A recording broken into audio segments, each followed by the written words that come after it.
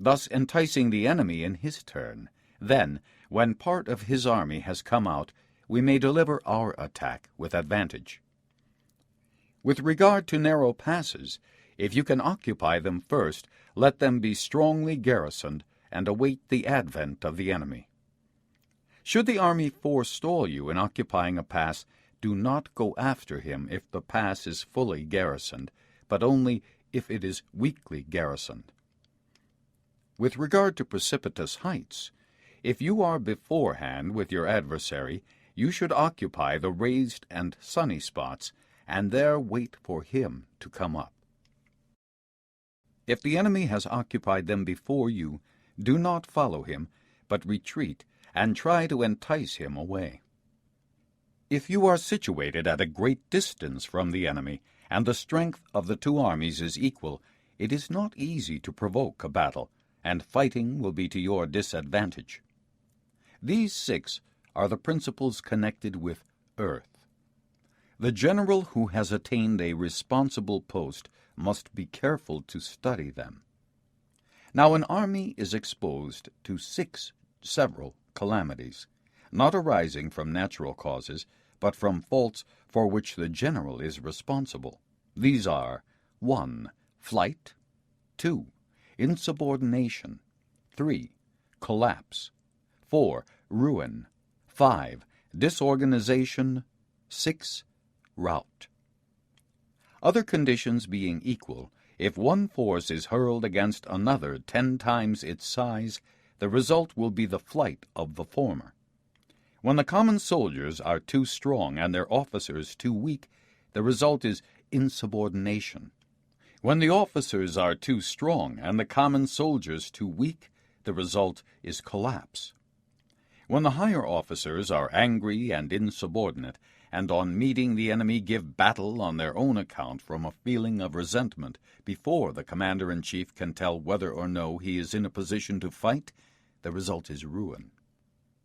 When the general is weak and without authority, when his orders are not clear and distinct, when there are no fixed duties assigned to officers and men, and the ranks are formed in a slovenly, haphazard manner, the result is utter disorganization. When a general, unable to estimate the enemy's strength, allows an inferior force to engage a larger one, or hurls a weak detachment against a powerful one, and neglects to place picked soldiers in the front rank, the result must be rout. These are 6 ways of courting defeat, which must be carefully noted by the general who has attained a responsible post. The natural formation of the country is the soldier's best ally, but a power of estimating the adversary, of controlling the forces of victory, and of shrewdly calculating difficulties, dangers, and distances constitutes the test of a great general. He who knows these things, and in fighting puts his knowledge into practice, will win his battles. He who knows them not, nor practices them, will surely be defeated. If fighting is sure to result in victory, then you must fight, even though the ruler forbid it. If fighting will not result in victory, then you must not fight even at the ruler's bidding. The general who advances without coveting fame, and retreats without fearing disgrace, whose only thought is to protect his country and do good service for his sovereign, is the jewel of the kingdom. Regard your soldiers as your children, and they will follow you into the deepest valleys. Look upon them as your own beloved sons, and they will stand by you even unto death. If, however, you are indulgent, but unable to make your authority felt, kind-hearted, but unable to enforce your commands, and incapable, moreover, of quelling disorder, then your soldiers must be likened to spoilt children. They are useless for any practical purpose. If we know that our own men are in a condition to attack, but are unaware that the enemy is not open to attack, we have gone only halfway towards victory. If we know that the enemy is open to attack, but are unaware that our own men are not in a condition to attack, we have gone only halfway towards victory.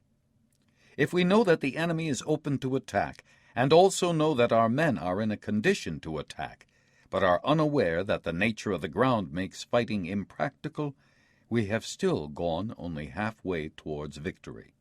Hence, the experienced soldier, once in motion, is never bewildered. Once he has broken camp, he is never at a loss. Hence the saying, if you know the enemy and know yourself, your victory will not stand in doubt. If you know heaven and know earth, you may make your victory complete. Chapter 11. The 9 Situations. Sun Tzu said, "The art of war recognizes 9 varieties of ground.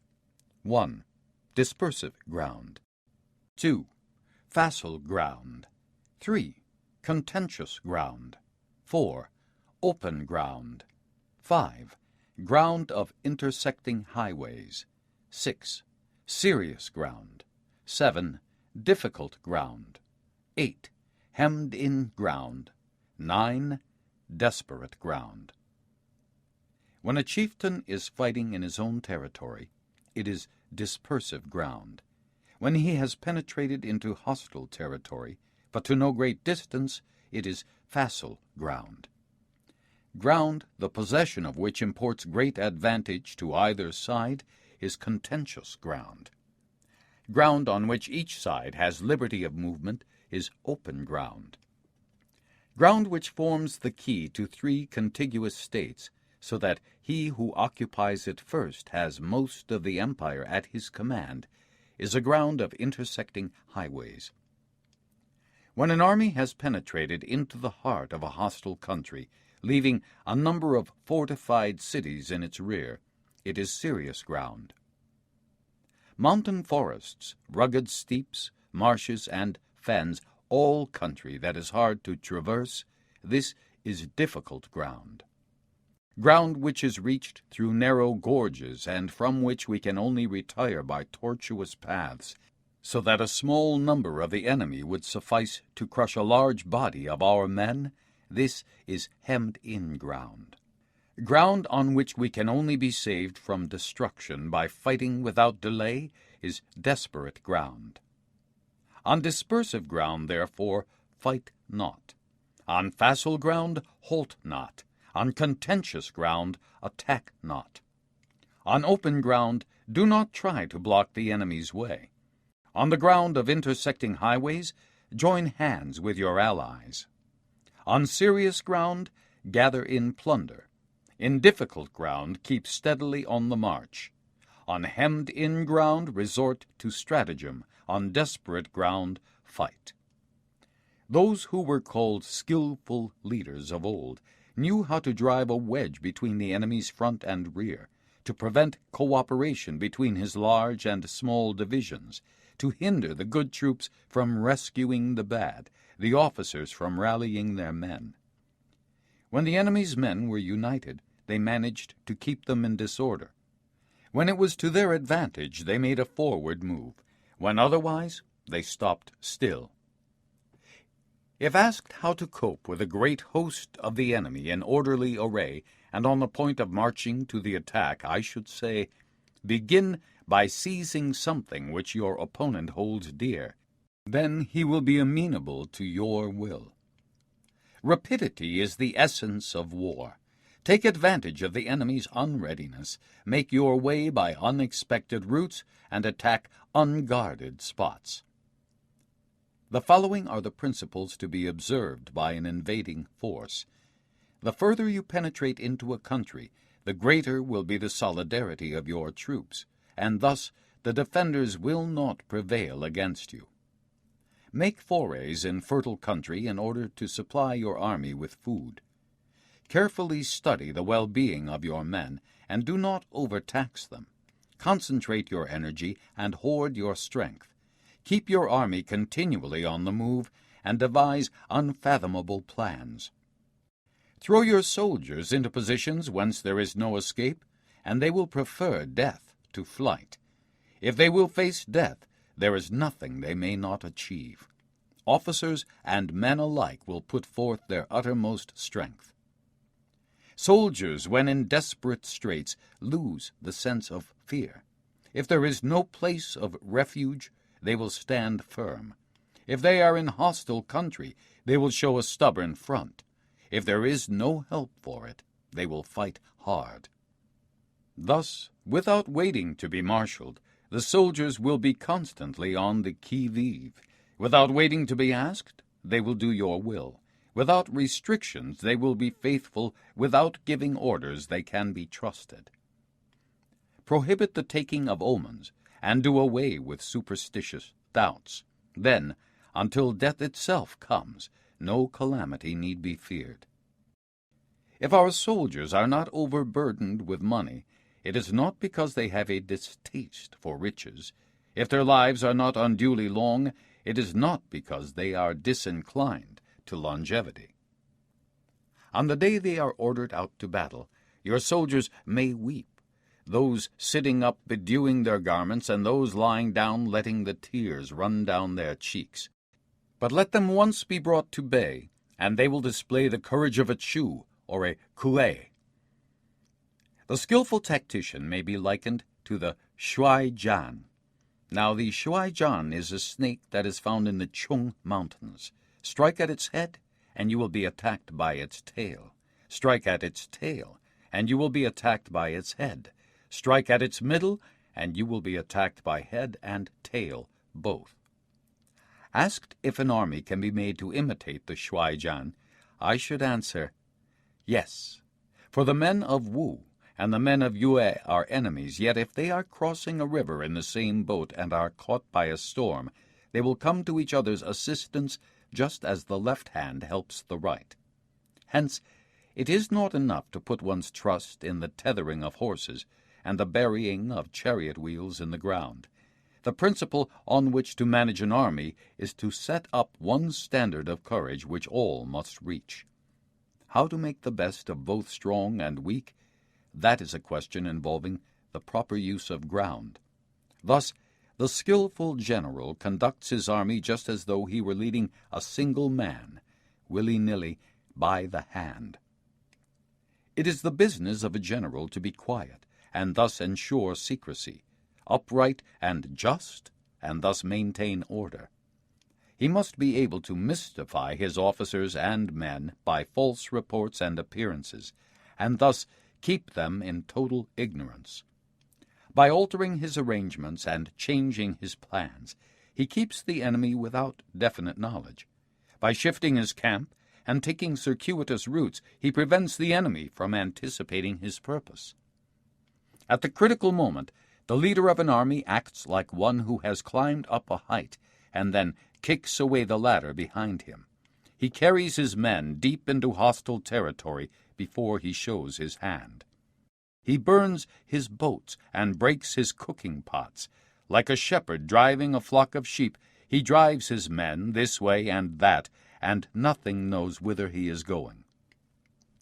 To muster his host and bring it into danger, this may be termed the business of the general.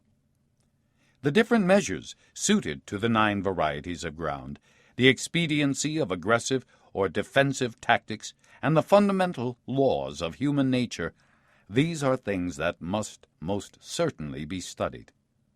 When invading hostile territory, the general principle is that penetrating deeply brings cohesion. Penetrating but a short way means dispersion. When you leave your own country behind and take your army across neighborhood territory, you find yourself on critical ground. When there are means of communication on all 4 sides, the ground is one of intersecting highways. When you penetrate deeply into a country, it is serious ground. When you penetrate but a little way, it is facile ground. When you have the enemy's strongholds on your rear and narrow passes in front, it is hemmed-in ground. When there is no place of refuge at all, it is desperate ground. Therefore, on dispersive ground, I would inspire my men with unity of purpose. On facile ground, I would see that there is close connection between all parts of my army. On contentious ground, I would hurry up my rear. On open ground, I would keep a vigilant eye on my defenses. On ground of intersecting highways, I would consolidate my alliances. On serious ground, I would try to ensure a continuous stream of supplies. On difficult ground, I would keep pushing on along the road. On hemmed-in ground, I would block any way of retreat. On desperate ground, I would proclaim to my soldiers the hopelessness of saving their lives. For it is the soldier's disposition to offer an obstinate resistance when surrounded, to fight hard when he cannot help himself, and to obey promptly when he has fallen into danger. We cannot enter into alliance with neighboring princes until we are acquainted with their designs. We are not fit to lead an army on the march unless we are familiar with the face of the country, its mountains and forests, its pitfalls and precipices, its marshes and swamps. We shall be unable to turn natural advantages to account unless we make use of local guides. To be ignored of any one of the following 4 or 5 principles does not befit a warlike prince. When a warlike prince attacks a powerful state, his generalship shows itself in preventing the concentration of the enemy's forces. He overawes his opponents, and their allies are prevented from joining against him. Hence, he does not strive to ally himself with all and sundry, nor does he foster the power of other states. He carries out his own secret designs, keeping his antagonists in awe. Thus he is able to capture their cities and overthrow their kingdoms. Bestow rewards without regard to rule. Issue orders without regard to previous arrangements, and you will be able to handle a whole army as though you had to do with but a single man. Confront your soldiers with the deed itself. Never let them know your design. When the outlook is bright, bring it before their eyes, but tell them nothing when the situation is gloomy. Place your army in deadly peril, and it will survive. Plunge it into desperate straits, and it will come off in safety. For it is precisely when a force has fallen into harm's way that it is capable of striking a blow for victory. Success in warfare is gained by carefully accommodating ourselves to the enemy's purpose. By persistently hanging on the enemy's flank, we shall succeed in the long run in killing the commander-in-chief. This is called ability to accomplish a thing by sheer cunning. On the day that you take up your command, block the frontier passes, destroy the official tallies, and stop the passage of all emissaries. Be stern in the council chamber so that you may control the situation. If the enemy leaves a door open, you must rush in. Forestall your opponent by seizing what he holds dear and subtly contrive to time his arrival on the ground. Walk in the path defined by rule and accommodate yourself to the enemy until you can fight a decisive battle. At first, then, exhibit the coyness of a maiden until the enemy gives you an opening. Afterwards, emulate the rapidity of a running hare, and it will be too late for the enemy to oppose you. Chapter 12. The Attack by Fire. Sun Tzu said, "There are 5 ways of attacking with fire. The first is to burn soldiers in their camp. The second is to burn stores. The third is to burn baggage trains. The fourth is to burn arsenals and magazines. The fifth is to hurl dropping fire amongst the enemy." In order to carry out an attack, we must have means available. The material for raising fire should always be kept in readiness. There is a proper season for making attacks with fire, and special days for starting a conflagration. The proper season is when the weather is very dry. The special days are those when the moon is in the constellations of the sieve, the wall, the wing, or the crossbar, for these 4 are all days of rising wind. In attacking with fire, one should be prepared to meet 5 possible developments. 1. When fire breaks out inside the enemy's camp, respond at once with an attack from without. 2. If there is an outbreak of fire, but the enemy's soldiers remain quiet, bide your time and do not attack. 3. When the force of the flames has reached its height, follow it up with an attack, if that is practicable. If not, stay where you are. 4.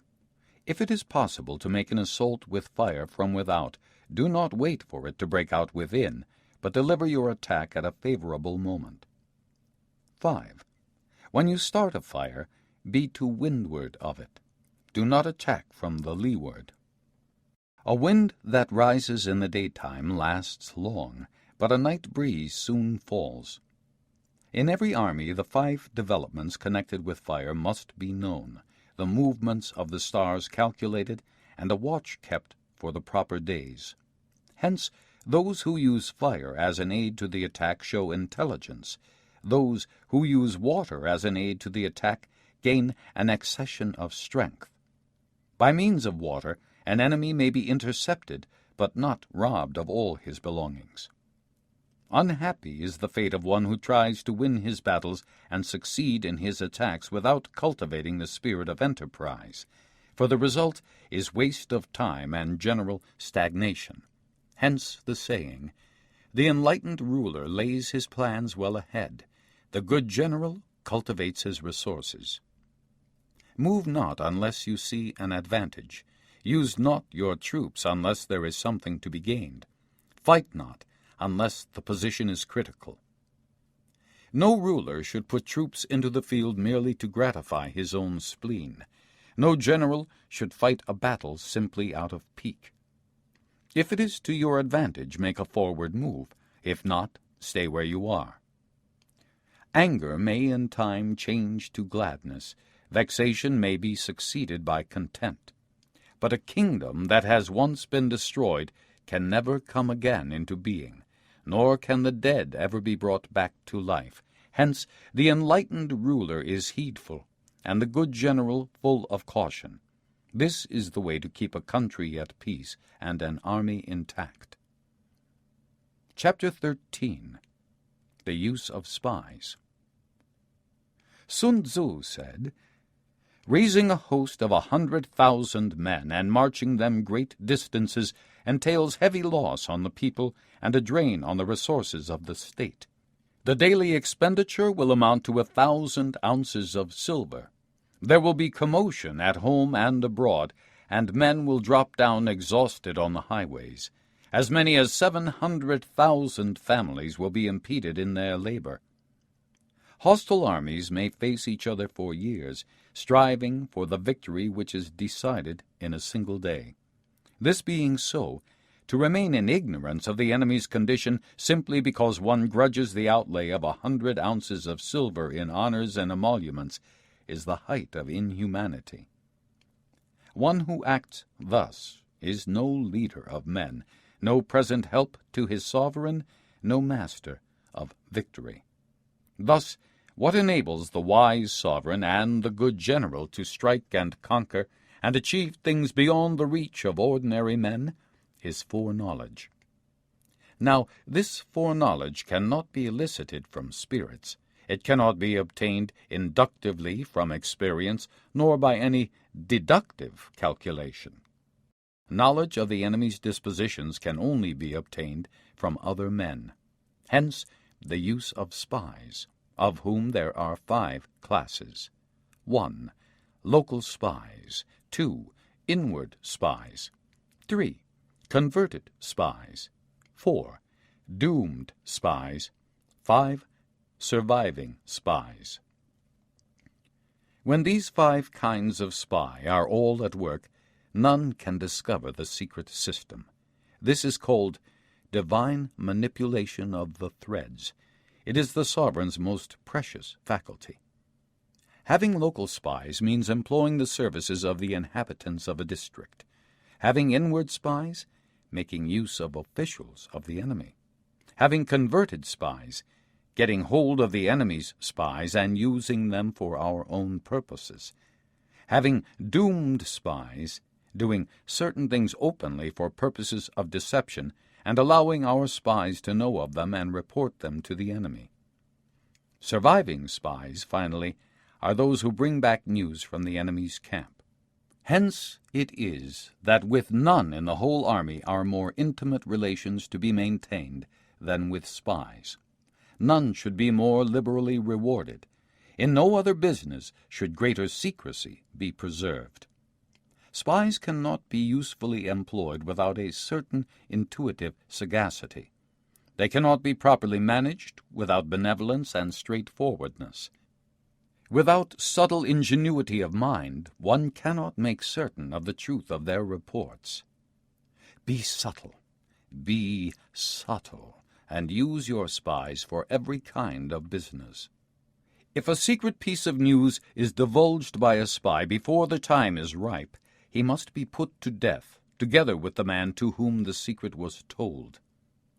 Whether the object be to crush an army, to storm a city, or to assassinate an individual, it is always necessary to begin by finding out the names of the attendants, the aides-de-camp, and doorkeepers and sentries of the general in command.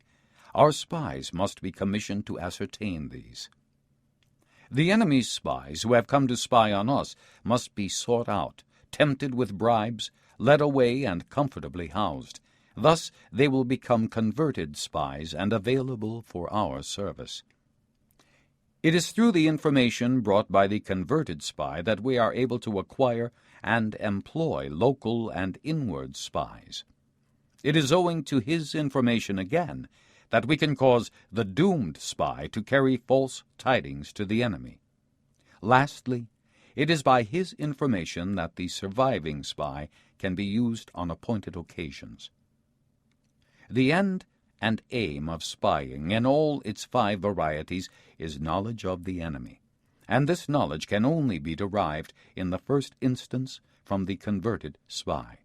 Hence, it is essential that the converted spy be treated with the utmost liberality. Of old, the rise of the Yin dynasty was due to Ai Qi, who had served under the Xia. Likewise, the rise of the Zhou dynasty was due to Lu Ya, who had served under the Yin. Hence, it is only the enlightened ruler and the wise general who will use the highest intelligence of the army for purposes of spying, and thereby they achieve great results. Spies are a most important element in war, because on them depends an army's ability to move. This is Dick Hill for ListenToGenius.com. Thank you for listening. This audio program is copyrighted by Redwood Audiobooks. Permission is granted to download for personal use only, not for distribution or commercial use.